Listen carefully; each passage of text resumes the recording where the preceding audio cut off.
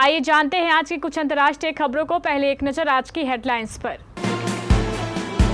नायब सिंह सैनी 17 अक्टूबर को हरियाणा के सीएम पद की लेंगे शपथ। पीएम मोदी समेत बीजेपी के दूसरे दिग्गज रहेंगे मौजूद। इजराइल हमास जंग पर मोहन भागवत का आया बयान, दुनिया को बताया भारत कैसे जा रहा सबसे आगे। कांग्रेस अध्यक्ष खड़गे का विवादित बयान, भाजपा को बता दिया आतंकियों की पार्टी।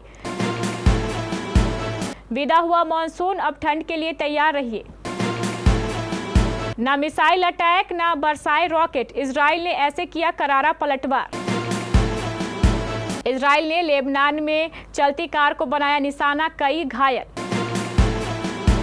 हमला मत कर देना, इजराइल के खिलाफ ईरान को मिला रूस का साथ। डॉलर के मुकाबले और कमजोर पड़ा रुपया। तुम जहां से आती, विवियन डिसेना ने खोया आपा। क्या हैदराबाद में रद्द हो जाएगा तीसरा T20 मैच? हरियाणा के अगले मुख्यमंत्री के तौर पर नायब सिंह सैनी 17 अक्टूबर को शपथ लेंगे। इस दौरान प्रधानमंत्री नरेंद्र मोदी समेत बीजेपी के तमाम बड़े पदाधिकारी मौजूद होंगे। बीजेपी राज्यों के मुख्यमंत्री भी शपथ ग्रहण समारोह में शामिल होंगे। सैनी का शपथ ग्रहण दशहरा ग्राउंड सेक्टर 5 पंचकुला में होगा। इसके लिए 10 बजे का समय निर्धारित किया गया। केंद्रीय मंत्री और हरियाणा के पूर्व मुख्यमंत्री मनोहर लाल खट्टर ने कहा, हमें प्रधानमंत्री की मंजूरी मिल गई है कि 17 अक्टूबर को पंचकुला में मुख्यमंत्री और मंत्रिपरिषद शपथ लेंगे। बीते दिन दिल्ली में नायब सिंह सैनी उनसे मुलाकात भी कर चुके हैं।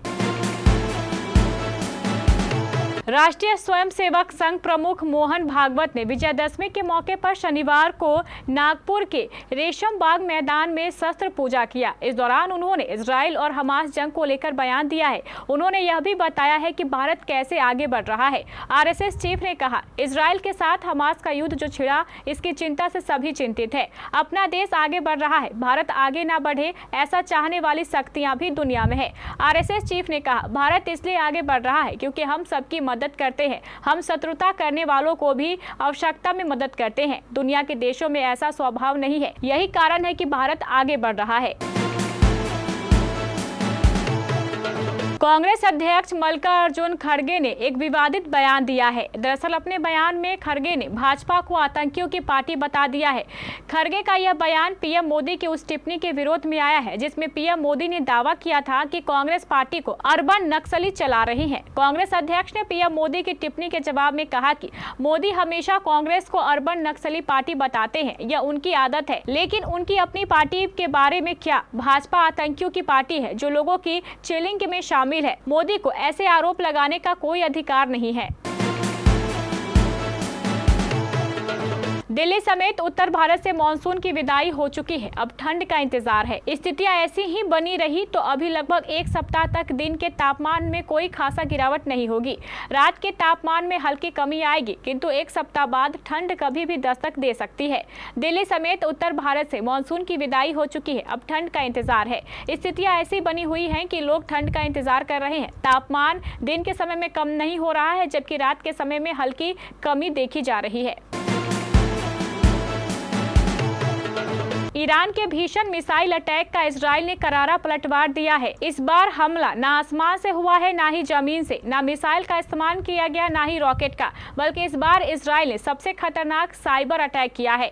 ऐसा हमला जो इजराइल के एक्सपर्ट ने पीएम नेतन्याहू के कहने पर अपने ही मुल्क में बैठकर अंजाम दिया और ईरान की कमर तोड़कर रख दी है। ईरान का पूरा सिस्टम इस साइबर अटैक की जद में आ गया है।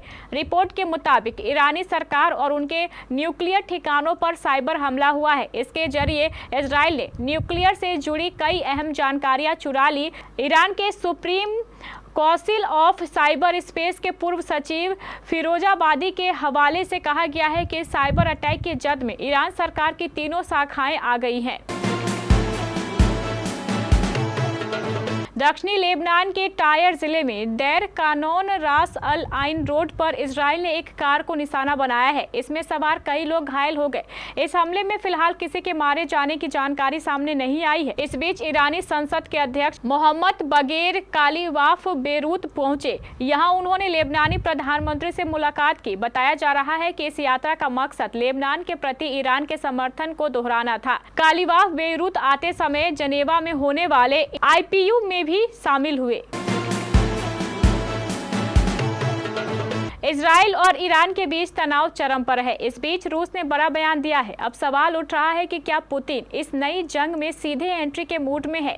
इजराइल के खिलाफ और ईरान के साथ खुलकर रूस आ गया है। रूस ने इजराइल को उकसाने के लिए पश्चिम देशों की आलोचना की। माना जा रहा है कि इजराइल किसी भी वक्त ईरान पर जवाबी हमला कर सकता है, मगर रूस ने इस हमले से पहले कड़ी चेतावनी भी जारी की है। इस सप्ताह अमेरिकी डॉलर के मुकाबले भारतीय रुपया इतना कमजोर हुआ कि रिकॉर्ड ही बन गया। कल यानी शुक्रवार 11 अक्टूबर 2024 को डॉलर के मुकाबले रुपया अपने सबसे निचले स्तर पर पहुंच गया है। इस गिरावट को कई कारणों के लिए जिम्मेदार ठहराया जा सकता है।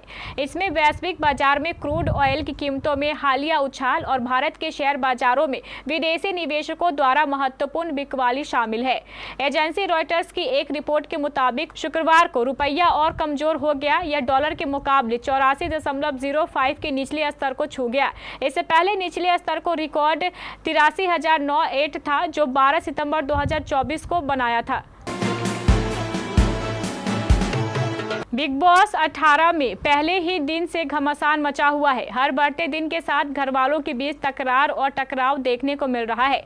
लेटेस्ट एपिसोड में विवियन डिसेना ने चाहत पांडे को उनके अपमानजनक व्यवहार के लिए फटकार लगाई है। एपिसोड की शुरुआत नायरा बनर्जी, अविनाश मिश्रा और शहजादा धामी के बीच खाने को लेकर हल्की फुल्की लेकिन तीखी नोकझोंक से हुई। दूध के लिए शुरू हुई लड़ाई जल्द में और ड्रामा तब हुआ जब एलिस कौशिक और ईशा सिंह ने नायरा पर ओवर एक्टिंग का आरोप लगाया। जैसे तैसे लड़ाई शांत हो रही थी कि चाहत पांडे ने नया विवाद खड़ा कर दिया। उन्होंने को कंटेस्टेंट रजत दलाल पर अनार फेंका जो उनके सीने में जा लगा। उन्होंने शहजादा धामी पर भी फल फेंका जो उनकी हरकतों से काफी गुस्सा में थे।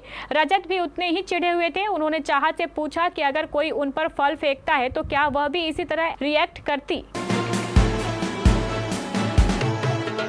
भारतीय टीम बांग्लादेश के खिलाफ टेस्ट के बाद अब T20 सीरीज में भी व्हाइट वॉश करने की तैयारी में है। उसने 2 मैचों की टेस्ट सीरीज को 2-0 से अपने नाम किया था। वहीं 3 T20 मैचों की T20 सीरीज में भारत 2-0 से आगे है। सीरीज का तीसरा और आखिरी मैच हैदराबाद में खेला जाएगा। हालांकि वहां से टीम इंडिया के लिए अच्छी खबर नहीं आई है। इस मैच में बारिश का असर देखने को मिल सकता है। अगर ज्यादा बारिश हुई तो क्लीन स्वीप का सपना टूट भी जाएगा।